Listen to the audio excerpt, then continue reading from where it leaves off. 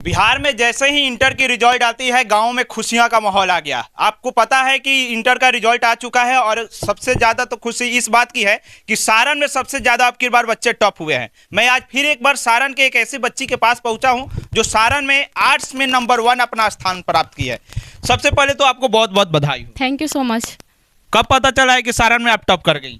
मुझे 19 तारीख को टॉपर वेरिफिकेशन के लिए कॉल आया था। उसी दिन मुझे पता चला कि हाँ, मैं टॉपर लिस्ट में हूँ। टॉपर लिस्ट में थी वो तो सही है, लेकिन रिजल्ट कब देखी और कब एक क्लियर हो गया कि आपने टॉप हुई है? रिजल्ट मैं कल शाम के टाइम में देखी थी, तब मेरे को मालूम पड़ा कि हाँ, मैं सारण में टॉप हूँ। सबसे पहले किसने रिजल्ट देखा था? सबसे पहले मैंने ही रिजल्ट देखा था और फिर उसके बाद मम्मी पापा को बताई तो बहुत खुश हुए। मम्मी पापा का रिएक्शन क्या? सब मम्मी पापा बहुत ज़्यादा खुश थे लोग, और दादी सबसे ज़्यादा खुश थी। एक चीज मुझे बताइए, सबसे ज्यादा आजकल देखा गया है जो लोकल क्षेत्र होता है, गांव होता है, खास करके गांव में लड़कियों को लोग बोलते हैं कि ये बाहर नहीं निकलेगी, बाहर नहीं पढ़ेगी। क्या आपके साथ भी ऐसी बाधाएं आई? नहीं, मेरे साथ ऐसी कोई भी बाधाएं नहीं है। मेरे दादा दादी और मम्मी पापा हमेशा मुझे सपोर्ट किए हैं पढ़ाई के लिए। गांव से बाहर जाकर पढ़े या गांव में?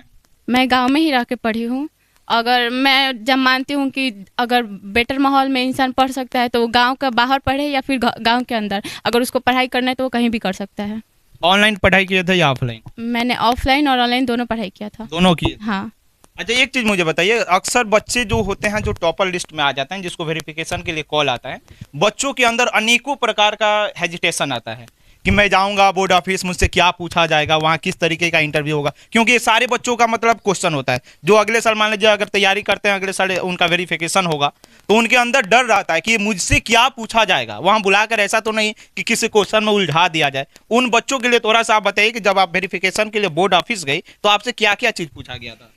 मैं वेरिफिकेशन के लिए जब मुझे कॉल आया था तो मुझे बहुत हेजिटेशन था कि क्या पूछा जाएगा क्या नहीं, लेकिन वहाँ के टीचर बहुत ज़्यादा कंफर्टेबल थे हम लोग के साथ। सिलेबस के अकॉर्डिंग क्वेश्चन पूछा, एक भी क्वेश्चन सिलेबस से बाहर नहीं था। कोई भी क्वेश्चन सिलेबस नहीं, कोई भी क्वेश्चन सिलेबस से बाहर नहीं था, सब सिलेबस के अकॉर्डिंग ही था। डर लग रहा था? नहीं, डर नहीं लग थोड़ा बहुत लग रहा था, लेकिन कॉन्फिडेंस था कि हाँ, मैंने पढ़ा है, कोई दिक्कत नहीं होगा।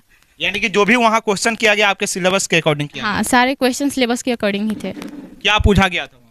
वहाँ पे बेसिकली पूछा गया था, हर सब्जेक्ट के अलग अलग पूछा गया कि मानव भूगोल की परिभाषाएं, फिर मैप बनाने को दिया गया था, कुछ लिखने को दिया गया था, फिर एप्लीकेशन लिखने को दिया गया। बहुत सारे हर जो मैंने एग्जाम में लिखा था उस कॉपी से देख के क्वेश्चन पूछा गया था। वेरिफिकेशन के बाद आपको क्या लगा था कि आप जिला टॉप करेंगी? हाँ, बिल्कुल उम्मीद हो गया? हाँ। कितना मार्क्स है टोटल? मेरा टोटल मार्क्स 462 है। आपके कौन टॉपर है पता है? आपके? आपके सिलेबस में आपके जो सब्जेक्ट है इसमें कौन टॉप? प्रिया जायसवाल है। प्रिया जायसवाल? हाँ।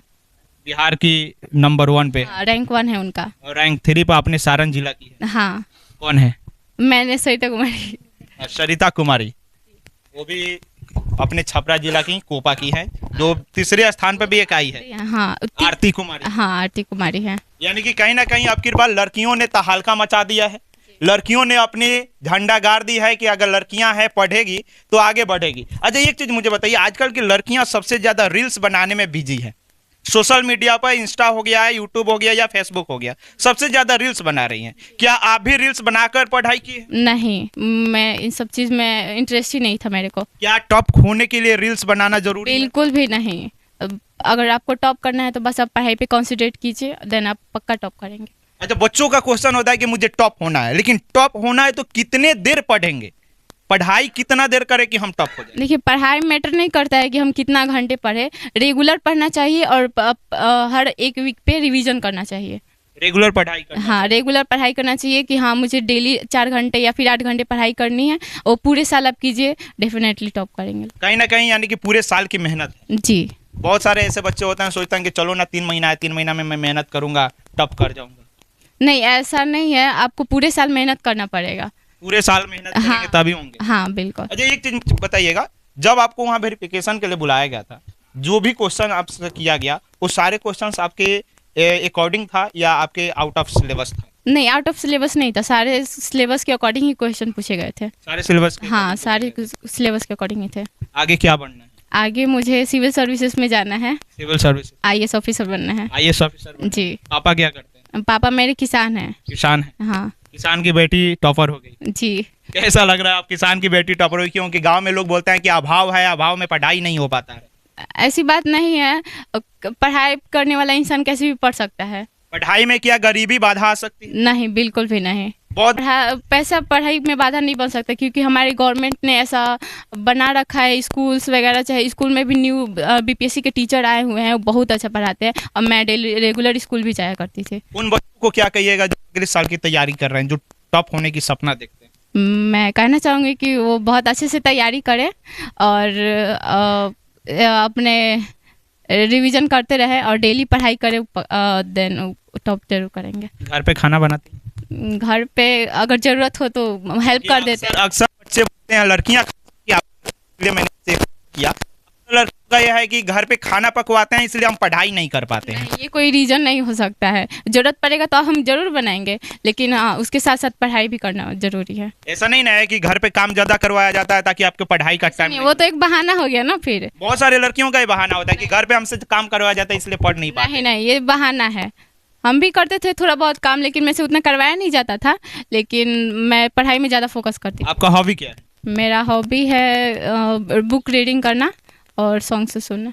टॉपर की माँ है, देखिए यहाँ पर दादी भी खड़ी हैं। जैसे इन्होंने बताया कि सबसे ज्यादा अगर कोई खुश हुआ था तो दादी खुश हुई थी। सबसे पहले तो माँ से बात करेंगे, कैसा लगा है चाची बेटी टॉप कर गई? बहुत अच्छा। बहुत अच्छा लग रहा है जी। कब पता चला टॉपर बनी? कल पता चला। कल पता चला रिजल्ट आया था, रिजल्ट आया तो उसके बाद आगे भी पता चला जो पटना जाना था। कितना खुश हैं बेटी टॉप हो गई? बहुत खुश है हम। बहुत खुश हैं। जी। कितने बच्चे हैं? 2 बच्चे हैं। दोनों बेटी हैं? जी। बेटे नहीं हैं? जी नहीं। बेटी को बेटा बनाकर पढ़ाए हैं। जी। अक्सर मम्मी पापा उदास हो जाते हैं जिनकी बेटियां होती है। नहीं उदास कहे होंगे। बहुत लोगों को देखा गया है कि मेरी बेटियां हैं, बेटियों को बेटा समझकर मेहनत नहीं करते हैं, लेकिन आपने मेहनत किया और इसे टॉप बना दिया, सारण जिले में टॉपर बना दी। जी। एक समान है, बेटा और बेटी एक समान है सर।